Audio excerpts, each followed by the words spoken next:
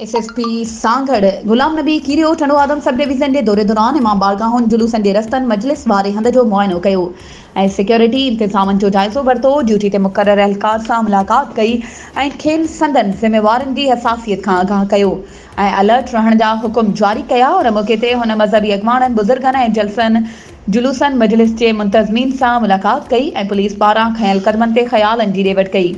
Security इंतज़ामनि जे हवाले सां मुंतज़मीन जूं तजवीज़ूं ॿुधियूं ऐं मौक़े ते मौजूद पुलिस एहलकारनि खे बर वक़्ति हिदायतूं जारी कयूं। हिन मौक़े ते सहाफ़ियुनि सां ॻाल्हाईंदे एसएसपी सांगड़ चयो त मुहर्रम उल हराम दौरान अमन अमान बरक़रार रखण ऐं मजलिसनि ऐं जुलूसनि खे फुल प्रूफ सिक्योरिटी फ़राहम करण लाइ ज़िले पुलिस सांगड़ मुकमल तौर ते मसरूफ़ अमल आहे ऐं अयाम जे हवाले सां हसासियत खे नज़र में रखंदे पुलिस सां गॾु रेंजर्स खे पिणु मुक़ररु कयो वियो आहे।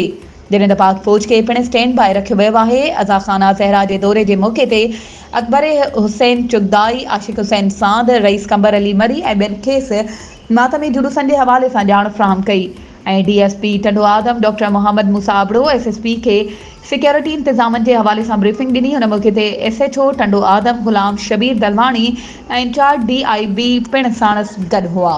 वधीक ख़बरुनि ऐं अपडेट्स जे लाइ असांजे चैनल खे सब्सक्राइब कयो ऐं हा बेल आइकन खे प्रेस करणु न विसारिजो त जीअं असांजी हर नई अचण वारी वीडियो तव्हां ताईं पहुचे।